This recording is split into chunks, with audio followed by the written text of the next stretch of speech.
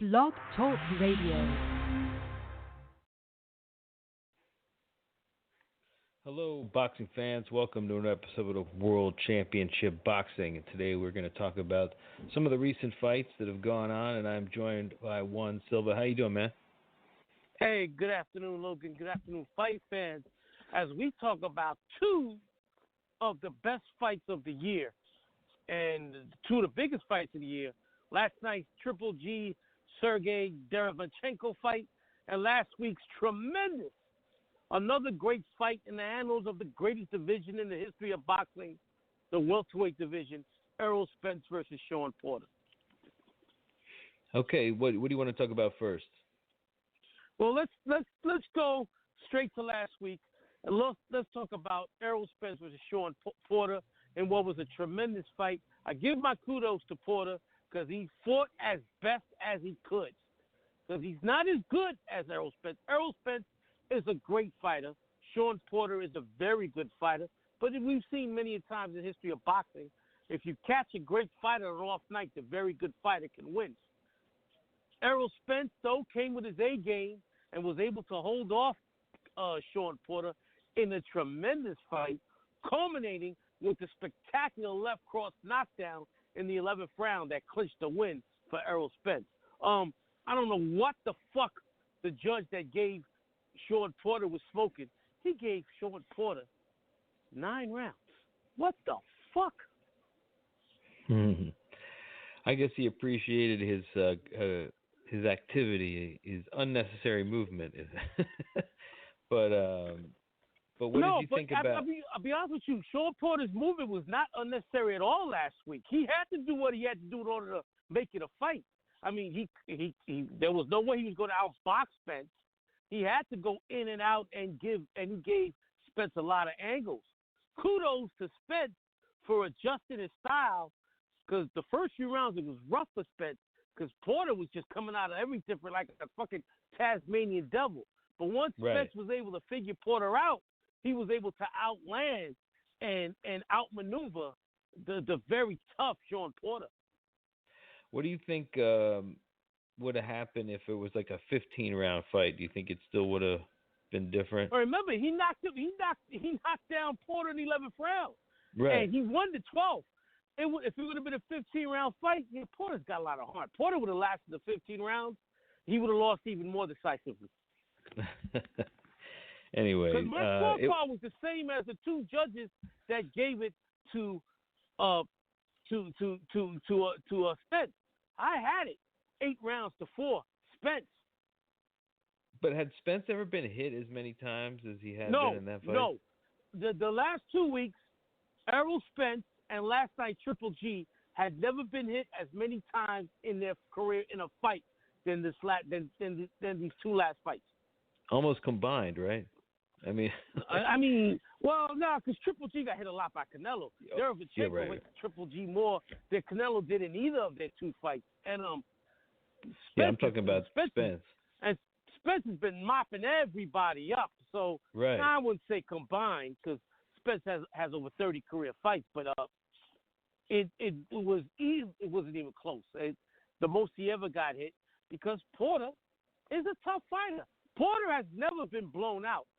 All three of Porter's losses were very highly competitive fights in which he gave that guy the toughest fight in the career up until that point. Kell Brook, Keith Thurman, and now Errol Spence. He reminds me, and he looks like him too, of a young Leon Spinks. The Leon Spinks that beat Muhammad Ali in 1978. The Leon Spinks that won the Olympic gold medal in 1976. Not the cocaine-induced alcoholic Leon Spinks that later on got his ass kicked by Larry Holmes and then one stiff after another. I'm talking about the Leon Spinks that was in shape, that was Olympic gold medal, the Leon Spinks that came out of the Marines. That Leon Spinks is who Shawn Porter reminds me of. That's so true. Now, when we talk about Spence and his next fight, it's already signed, sealed, and delivered. January 20th, Fox pay-per-view, the Saturday before the NFL playoffs. He's fighting Danny Garcia. And you think that's how's that going to come off? Garcia doesn't have. Garcia doesn't have a chance to beat Spence. Garcia's a very good fighter. Garcia's had a very good career. I've been a big fan of Garcia's, but Garcia lost to Thurman and Porter. He's not. If you lose to Thurman and Porter, there's no way in the world you beat Spence. Garcia's a good fighter. He's a very good fighter. Spence is a great fighter. Garcia would have to catch Spence. Garcia does hit harder than Porter. And if he catches, but he's not the same type of fighter as Porter. Porter puts pressure on you. Garcia tries to outbox you. He's a boxer puncher, which is a style basically tailor-made for Errol Spence. So when you looked at this fight, I mean, you don't think there was any way that Errol Spence could have done something different and not receive so much punishment? It's hard to put yourself in his position. Sean Porter's got one of the best chins in boxing, and Sean Porter put an immense amount of pressure on Errol Spence, and Errol Spence did up, but he beat the hell out of the body. And we'll be talking about body punching when we talk about last night's fight. Spence hit Porter with every conceivable body shot known to mankind, and Porter kept coming. What else could Spence do? I don't know. I mean, Spence is the hardest hitting puncher in the welterweight division, and Porter kept coming. How would have Floyd handled that? Well, Porter would have gave Floyd trouble because Porter would have came at Floyd, and Floyd would have made Porter miss a lot. But Porter would have went to Floyd's body. It would have been an interesting fight. Styles make fighting. Porter would have made. Remember what the toughest fights of Floyd's career were guys that came at him and roughed him up. Marcus Madonna and Miguel Cotto. Those were as tough as Jose Luis Castillo. They roughed him up, and Porter would have done that with a great chin. He would. It probably would have been not too dissimilar to what we saw last week. What Floyd does. Floyd would have landed a lot on Porter. Porter's defense is what keeps him from becoming an elite fighter. He's not a great defensive fighter, and he got hit a lot last week. He took a lot of punishment. And he lets his chin ride it out. It was like when he fought Adrian Broner. He beat the shit out of Broner to the 12th round when he walked into a left hand and almost got knocked out. Porter's defense is very suspect, and that's why Floyd beats Porter, but it would be a very tough fight for Floyd. It wouldn't have been easy. Yeah, it's interesting that Porter, he never gets blown out, like you said, so he's really good at what he does. He's in every fight. He does not get blown. He's in every fight, and I would love to see this, and Sean Porter wants it. I want to see Terrence Crawford fight Sean Porter. I think that would be a tremendous fight, a tremendous test for Terrence Crawford. Spence Crawford is not going to be made right now because both Bob Arum is feeding Crawford one bum after another. And Bob Arum's hoping to steal Errol Spence. Errol Spence is not leaving Al Heyman in Premier Boxing. He's making a ton of money and fighting better competition. Bob Arum has nothing but bums at welterweight. But Sean Porter mentioned Friday on Max Kellerman's ESPN boxing show that he would love to fight Terrence Crawford. Sean Porter and Terrence Crawford would be a tremendous fight. It would be very similar to last night because Crawford has yet to be tested. I mean, Crawford just walks through his fucking opponent. Porter would make Crawford fight the best. Now, Crawford wins a very tough 12-round decision, but it would be the perfect tune-up fight. And I can't even call it a tune-up fight because it would be a tough fight. It would be the perfect stepping stone fight for him before he was to fight Errol Spence. I think that's a fight that should be made. Terrence Crawford and Sean Porter, and he would give Terrence Crawford a huge test. Well, but the way you're talking, this Spence-Crawford fight is never going to happen. But I don't see it happening. You know why? Errol Spence is a huge welterweight. He's got to move up to junior middleweight eventually. I mean, it's got to be tough for him. Look at him. He's huge. Sean Porter was a former football player. He's a very muscular dude. Look at and he's a big dude. Look at how Errol Spence towered over Sean Porter. Yeah. Well, we'll be looking at this. Obviously, this is, like you said, it's always been the best division in terms of in the history of boxing. If you look at all and you look at all the great welterweights from yesterday. I mean, we go back. Henry Armstrong, Kid Gavilan, Sugar Ray Robinson, Carmen Basilio, Emil Griffith, Louis Rodriguez, Jose Napoles, Sugar Ray Leonard, Wilfred Benitez, Carlos Palomino, Roberto Duran, Pepino Cuevas. We keep going. Donald Curry. We keep going and going up into the 90s with Pernell Whitaker, Sweet Pea Whitaker, Felix Trinidad, Oscar De La Hoya. These are all fighters that were welterweight champions of the world. I mean, these are some of the greatest fighters of all time. Then we get in the 2000s. We talk about Sugar Shane Mosley, Vernon Forrest, Floyd Mayweather, Manny Pacquiao. Add Errol Spence to that list of that incredible roster of welterweight champions, and Terrence Crawford too. Yeah, I mean, it's you have I think it's just because you have the punching power of the heavyweight and the quickness of the real lightweights. I also think it's because it's the average man. The average male in the United States is 5'10", 150 pounds. That's your average male. That's the welterweight division. The great welterweights have been 5'9", 5'10", or taller, 147 pounds. That's why the welterweight and the middleweight division have been the greatest division in the history of boxing, because that's the average built man. I don't know. There's more of them. There's many more of them. There's many more. And also, Logan, the average man can't play basketball. You're 5'10". You have to be astronomically talented like an Allen Iverson to be 5'10" and play NBA basketball. 5'10" might be too small for football unless you're super duper muscular in the legs like a Barry Sanders or an Emmitt Smith. And 5'10", there's not too many. There's a few and far between 5'10" Major League Baseball players. So if you're an athlete and you're 5'8", 5'9", 5'10", boxing is the one sport where you don't have to have that height bias. Right, but as a welterweight, it's tough to be below that height. If you're 5'8", that's why the fighters that are 5'8" or shorter, like a Shane Mosley, like a Pernell Whitaker, like a Floyd Mayweather, they're special. You have to be special to be 5'8" and below.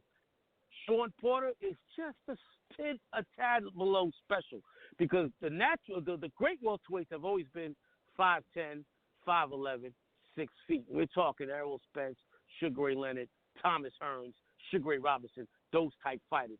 They're 5'10" and above. When you're 5'8" and below, you have to be special. I mean, I just can't imagine a fight between if these guys are welterweight champions, 6'1" Tommy Hearns and 5'5" Pernell Whitaker. To the eye, you'll be like, what the fuck? But to be below 5'8" and be welterweight champion of the world, you have to be special. And Sean Porter, because he hasn't beat those three guys, those tough losses, is a tad below special. Maybe we revisit it if he finds a way to beat Crawford and get Spence in a rematch. We'll see. All right, and you don't think he'll fight Thurman again? I don't think Keith Thurman will ever fight again. Keith Thurman came out a couple of weeks ago, said he injured his shoulder in his loss against Pacquiao, that he'll be out 9 months. Motherfucker, when he was out for 2-3 years, he got married, he got relaxed, he doesn't want to go. Anybody that's been out of work for a while, has some money in the bank. I had this experience last year. I was out of work for 5 months. I quit my job, and for 5 months I was loving it. You don't have to go to work. You don't have a time schedule. I went out my apartment 3 times to get my breakfast, to get my lunch, and to get my mail. You get comfortable. And then he got married. The hunger is gone. He got almost knocked out by Lopez. He got his ass kicked by Pacquiao. You know what? He's a good-looking dude with a good voice. I think he would be a very good to excellent boxing analyst. And because Lord knows there's too many bums out there now. Somebody tell Lennox Lewis to go back to England and just give it up. He's horrible. He was much better on HBO years ago, but he's horrible now. You know why? Because they fed him questions in HBO, and here they just let him, talk, say what he wants. Yes, and also on HBO, he was around an all-star team. He had Jim Lampley and Larry Merchant, two Hall of Fame broadcasters who, if you notice from anything you do, Logan, you're a rapper. When you rap with somebody like an Immortal Technique, by the way, shout out to your boy Immortal Technique. He was at the fight last night. He tweeted about that this morning, and we'll get into the fight soon. But when you if you got bars, if you get bars on an Immortal Technique song, you got to bring up your game. If you get bars on a fucking horrible rapper, they're like, what the fuck is that garbage? Larry Merchant and Jim Lampley brought out the best in Lennox Lewis.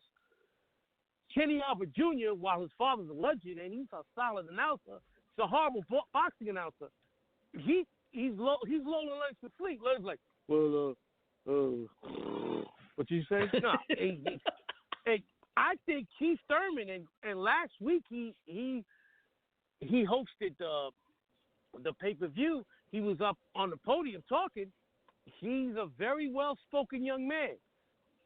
And today the boxing is looking for good analysts. I think he should leave the fight game alone because he doesn't have the hunger for it anymore. He's going to get hurt. And just announce fights. And he can make a comfortable living while keeping that beautiful young wife of his. Yeah, he's he doesn't have the motivation. All right, well, let's get to this last night's fight because it was. Did you expect it to be this competitive? I thought Derevyanchenko was going to give him some trouble. I thought Triple G had enough in the bank to win a convincing decision. I didn't think Triple G was going to knock out Derevyanchenko. Derevyanchenko's a tough son of a gun. Danny Jacobs would hit him with every shot in the world, and Derevyanchenko just kept coming, and gave Jacobs hell. And I didn't think Triple G's lost a lot. Triple G got hit a lot. Triple G has no defense whatsoever. His defense is his chin, and he does not know how to. You would think after all the body shots he took from Canelo that he'd learn how to better defend the body or go to the body. Well, yeah, he stopped going to the body. He's no longer a body puncher. Forget that. But you would think that he protect his body more. No, Derevyanchenko hit him with every single body shot known to mankind last night. And I saw Derevyanchenko hurt Triple G. Something that I did not see Canelo do at all of her. He beat that body. He landed whenever he wanted to land. I had Derevyanchenko winning this fight. There was a lot of rounds that were close. I had it 114, 113, 7 rounds to 5 because you got to give a knockdown to Triple G in the first round, and that was a legit knockdown. He caught Derevyanchenko right. He caught him off the top of the head, and Derevyanchenko went down. That was because that was what you call it, a shot that loops you or that makes you loopy. But Derevyanchenko recovered right away, came right back at Triple G, and the second round. Bad officiating by the referee and the New York State Athletic Commission. It was a left hook that opened up that cut above Derevyanchenko's eye. They call it an accidental headbutt. I don't know what the fuck they were looking at, but that was a bad call. But he cut Derevyanchenko open in the second round. I gave Triple G the first 2 rounds, and I'm thinking, Derevyanchenko is in deep trouble. Derevyanchenko came back and swept the next 4 or 5 rounds on my card, was outworking Canelo, banging that body. I mean, beating that body like a drum. And the middle rounds were very close. There were several rounds that could have gone either way. After 9 rounds, I had Derevyanchenko up by 2 points. And in the 10th round, he hurt Triple G. He beat that body, landed a nice right cross, and Triple G held on. Triple G came back towards the end of the round, but Derevyanchenko won that round, and I had Derevyanchenko up by 3 points. And I'm still thinking, man, there's a lot of rounds that could have gone either way, and it's funny. He lost the last round on 2 of the 3 judges' scorecards, and it didn't matter. No, he won the last one. Derevyanchenko won the last round on 2 of the 3 judges' scorecards. It didn't matter. He was losing the fight going into the 12th round anyway. On all the cards. The judges gave Golovkin 7. Two of them gave him 7 rounds each. I don't understand that. I don't understand that. Well, you said that there's rounds that could have gone either way, but you're saying I know, 7. But I mean, I can't see either. I had it 6. I had it 7-5. Derevyanchenko. There've been 2 or 3 rounds that could have gone either way. I'm not calling this fight a robbery because it could have gone either way. I just can't see. In the rounds that I thought that were real close that I gave to Derevyanchenko, the difference, in my opinion, was the body work. And also, we know Triple G's got one of the best jabs in boxing. While he landed it a lot, he didn't land it as often as he used to. He lost the step. He got hit. He did not try to avoid any. He did not try to avoid any punches. He got hit almost 20 punches per round. If Triple G's not careful, he's going to end up stretched out like Roy Jones Jr., like many great fighters of the past, Mike Tyson, etc. He's going to be laid out. He's 37 years old, and 3 of his last 4 fights, he took hellacious punishment, especially to the body. Oh, and by the way, I forgot to mention this, Logan. Both fighters were taken to the hospital for cautionary, as a precautionary measure. Oh my God! Yeah, they both. I mean, yeah, both of them got really beat up, and I could tell. Well, that 10th round was sensational. They hit each other with bombs, and the 11th and 12th round. I mean, if you got to my head, the 3 best fights of the year was this last night's fight, Errol Spence versus Sean Porter from last week, and early in the year, J. Rock Williams, Julian versus Jarrett Hurd. All 3 fights were tremendous wars. Last night, no different. I can't argue if any of those 3 fights win fight of the year. Triple G's lost a step. He's not beating Canelo. And that fight's not happening because Canelo's moved up to light heavyweight. He's not going back down to middleweight. That's over with. And he already beat him. Yeah, and Triple G looks like the fight to be made is the rematch with Derevyanchenko. And Derevyanchenko beats him in the rematch because he'll have more confidence. He knows he can take he knows he can hurt Triple G. He knows he can take Triple G's punches, and he's younger. And Triple G just came out of war. Triple G's just going to be older. So I see the rematch, Derevyanchenko winning either by a convincing decision or by knockout. Is that the money fight, though, for Triple G? No. What the money fight for him would be Canelo, but Canelo's not coming back down to middleweight. Yeah. So when you get in, he's not going to fight. He's not fighting Danny Jacobs again. Danny Jacobs moved up to super middleweight. So at the middleweight division, the only other guy he has not fought is Demetrius Andrade, which would be a bad fight for Triple G because Andrade is a slick boxer who throws combinations, and he'll hit Triple G all night. At least with Derevyanchenko, he's there. He could hit him back while he's getting hit. Andrade is not going to be there for him to hit him. Now, in the history of boxing, when it's close, how often does it go to the challenger? Well, they neither one was challenged. This was for the vacant title.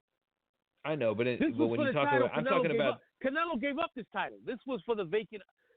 I'm not going to mention the sanctioning body because I stopped mentioning sanctioning bodies, but this was for a vacant title. I know, but we're talking about the bigger star, you know. All right, usually normally, 90 times out of 100, the bigger star gets the decision. When it's close. Yeah. Yeah, when it's close, yeah. And we just see that constantly. And also, 9 times out of 10, if the guy's undefeated.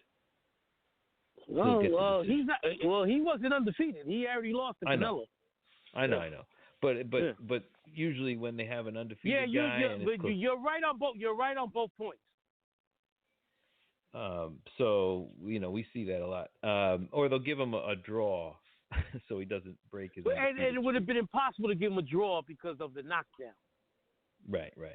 But they did. That's what they did with Canelo and Triple G in the first fight. Though, I mean, I think Canelo probably lost. Well, Canelo is the bigger name. Yeah. Period. Canelo's the bigger name. Triple G and his pay-per-views without Canelo, have not sold shit. And I doubt if the Zone subscriptions have risen since Triple G signed. I know they rose when Canelo signed. I doubt if they rolled when Triple G signed. Fuck, man. Yeah. It's like when ESPN Plus gave Tyson Fury all that money to fight bums on ESPN Plus. I don't see motherfuckers running to buy the app so they can see Tyson Fury fight one stiff after another. Yeah, so we didn't even cover that fight, by the way. Oh, that's another way. He I give him credit. He fought with a horrendous cut. Oh, and I didn't mention this. Derevyanchenko was bleeding buckets out that eye from the second round to the end, and he fought like it didn't bother him. Yeah. Tyson Fury had to overcome that same against Valine, and he won the fight. But in the 12th round, this is the third time in his career I've seen this with Tyson Fury. He got hurt in the 12th round, just like he did against Klitschko and just like he did against Wilder. Fury's stamina is very suspect, and he's got and this is a perfect example. Triple G and Tyson Fury are perfect examples, and I hope it doesn't happen to Terrence Crawford. When you fight stiff after stiff after stiff after stiff, when a live body does show up, sometimes you don't know how to react. You're like, oh, shit. You don't learn anything from beating a guy you have no business, who has no business being in the ring with you. You don't learn nothing. It's just another win on your record. That happened to Tyson. I mean, it happened to Mike Tyson. It happened to Julio Cesar Chavez. It's happened to a lot of fighters. That's why. Now, I don't mind the occasional bum. Like Muhammad Ali fought all the great heavyweights. In between, he fight a stiff. But he fought everybody else. Tyson Fury has only fought 2 legitimate heavyweights in his career. That's Deontay Wilder and Vladimir Klitschko. Everybody else he's fought had no business being in the ring with him. Yeah, but he did well against those two. So it's like that. It's not like he didn't do well, right? Oh no, he beat Klitschko and got the draw with Wilder. But right. I'm saying, I mean, prepping for. Look what Wilder's doing. Wilder's fighting Luis Ortiz before he fights Fury. He's fighting a dangerous opponent, while Tyson Fury is feasting on Schwartz. Had no business being in the ring with him. Valine surprised me, but he's not that great. He's not that fuck. You put him in the ring with fucking Wilder, he gets stretched in 3 rounds. That shit ain't working. Fuck out of here. Yeah, right. So let's talk about, though, there's a few fights from last week that you mentioned briefly, but let's go over them. David Benavidez beat Anthony Dirrell, a very good fight. He hurt Dirrell. Referee stopped the fight, a great stoppage. The Dirrell brothers, Anthony and Andre, and the twin brothers from Flint, Michigan, at one time looked like they were going to be great fighters. Neither one rose up to being better than a good fighter. He needs to retire. He's been in one too many wars. Benavidez, young guy, he's only 21, 22. Got a super middleweight belt again for the second time. Action-packed fighter, exciting fighter. I'm hoping he fights the real champion at super middleweight in Callum Smith, or possibly a fight with Canelo after Canelo beats Kovalev. That would be an exciting fight. David Benavidez. We saw hopefully the end of John Molina Jr.'s career. He needs to retire. He's taken one too many beatings. Josecito Lopez, who's a fucking journeyman. It was the battle of the journeyman, and one journeyman happened to have much fresher legs than the other one. Molina's been in one too many wars, had his ass kicked from Timbuktu to here. He needs to retire. It's a wrap for him. He looks terrible. One of the fights, young heavyweight. But hey, Daniel what a chin though on Molina. He's always had a great chin. He's always had a. That's why his brains are going to be loopy. That's why in 5 to 10 years, you're not. He's gonna sound like Riddick Bowe with a oatmeal mouth. He starts swinging though. Like when he gets hit, he starts swinging more. It's crazy. You talk about no defense whatsoever. Yeah, he just starts swinging back like blindly, and he'll hit you with one of those punches. But because he gave some trouble to the guy, but yeah, he got laid out. And what other links did I give you? Okay, here. I'm trying to remember last week's card. Those were the two main fights before the Errol Spence fight. I want to briefly touch upon Daniel Dubois knocked out Ate in the first round of battle undefeated heavyweights. Daniel Dubois, I mean, they're building him. He's coming. He's going to be in that British mix along with Fury and Joshua. And you have such a great calendar of upcoming fights, Logan, that there'll be no great performances for a while. We won't do a boxing show next week because I want to do 2 Halloween shows to make up for what we haven't done as far as the movie and TV shows go. But you have Alexander Usyk versus Artur Beterbiev in 2 weeks, a unification fight at light heavyweight. In my opinion, the winner is the light heavyweight champion of the world. That fight is in 2 weeks. We'll be covering that fight recap. Then you have Canelo. After that you have the World Boxing Super Series Junior Welterweight Championship tournament fight between one of the best young fighters in the world, Regis Prograis, against another great young fighter in Josh Taylor. We'll be doing that fight recap. And then we got Kovalev versus Canelo November 2nd. And then the week after that, we'll either have the greatest performances, the next one, of Naoya Inoue, or a fight recap if it's a competitive fight or an upset in Naoya Inoue versus Nonito Donaire in the bantamweight tournament final for the World Boxing Super Series. So a huge month for boxing. And it continues. November 23rd, Deontay Wilder fights Luis Ortiz in a rematch. And then in December, you have the rematch between Joshua and Ruiz. So a tremendous fall and winter of boxing coming up. Yeah, you wanted to talk about Barrios versus Akhmedov? That was a good fight. Barrios was outboxed, but the 2 knockdowns I gave him the win. Fight could have gone either way. I had Barrios' opponent winning 7 rounds. The 2 knockdowns made it a draw. Yeah. So we'll be back then. In 2 weeks, we'll be back. Friday night, October 18th on ESPN. This is on ESPN Plus. ESPN, a light heavyweight unification, arguably the 2 best light heavyweights in the world. Alexander Gotchik versus Artur Beterbiev. I apologize. I said Usyk. Usyk is the future legendary heavyweight champion who was the undisputed cruiserweight champion that moved up. Alexander Gotchik versus Artur Beterbiev in 2 weeks. That fight takes place Friday night, October 18th on ESPN. Both of Gotchik, a very good boxer. Beterbiev, one of the biggest punchers in boxing. This has fireworks written all over it. Great. So then on the movie show, we're going to be talking about Us, and then a few episodes of a TV show, the Dead Zone. Is that a remake TV show? The Dead Zone was a TV series from 2002 to 2007. It ran 6 seasons.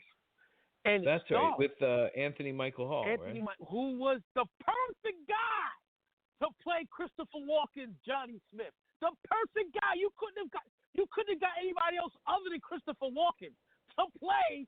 Oh man, I mean he's got the walk, he's got the look in the eyes, everything down, everything, the cane, everything down, and a great cast. David Ogden Stiers as the Reverend that was like his spiritual father, who loved him like a son. Chris Bruno as the sheriff who married his fiance after he went into a coma and is adopted his son, but they become best friends. Great show, The Dead Zone star. And while this was also a show that was serialized, they did have standalone shows. And, the great show with Patrick Flannery in the Martin Sheen role. That's Greg Tilson. Oh, he's great. It's Greg Tilson. He's great. He's fucking That's Donald great. Trump. Yes. So, The tremendous. I love this series, and the series ended without a conclusion, and they were always talking about bringing it back, but USA never even tried. So you didn't have the apocalypse that everybody thought was going to happen or the death of Greg Stilson. But while it was on the air, it was a tremendous show, and we'll be doing 2 episodes. That was a 2-parter. Season 3, the season finale of Season 3, and the season premiere of Season 4, Tipping Point, Parts 1 and 2. But yeah, you're right. Anthony Michael Hall, you reviewed the Dead Zone on Logan's movie review. Wouldn't you say that he was the perfect guy to play that character? Oh, yeah. Such a great person because he had that look in his eye. He almost had the same facial structure as Christopher Walken. And Christopher Walken, yeah. I'm surprised they never did a movie where they were father and son. They should. Maybe they can still do it. They can still do it. Both guys are still active. Yeah, they can still do it. Yeah. I might have to write that one. Anyway, so send that script. Logan's Movie Reviews presents. It'll be like the Dead Zone, father and son. Yeah, because remember he does Johnny Jr. Right, Johnny Jr. That's his son, Johnny Jr. Right. Anyway, we'll talk about influential fucking Stephen King, man. Just he's everywhere. He's done he's just so in so many places. And he continues because this year there was another It, right? He continues. Yeah, it's like the highest grossing horror movie of all time. He's on a fucking roll. Even though it sucks, oh my God. By the way. Yeah, it's not as good as the John Ritter original. No. That's it. That's the It. And even that wasn't that great. I mean, it was all right. It was, but it's definitely. But remember, better. it's funny. That had network TV constraints. It's in the movie theater, and it's not as good as the original It. Right. It's interesting, and that's usually they'll spend the money and it'll just be worse. But that's how it works. Like Stephen King Cemetery. don't give a fuck. He's laughing all the way to the bank. And still, in my opinion, the ultimate, and we reviewed this movie, the ultimate Stephen King, the movie that from his writings is Stand By Me, and that's not even a horror film. So yeah. That's it. Yeah, it's awesome. Yeah. And Shawshank Redemption, of course, that's another one. And Dead Zone. To me, those are his three best. Oh wait, The Shining was his too, right? Oh my God. Yeah. Motherfucker. Yeah, that's what I'm saying. It's pretty amazing. He's the king. All right, man. He's the king. Yeah. Stephen King is the king. All right, man. We'll talk soon next time, and I'll talk to you on Friday night when we talk about the Us movie. Peace. Talk to you later.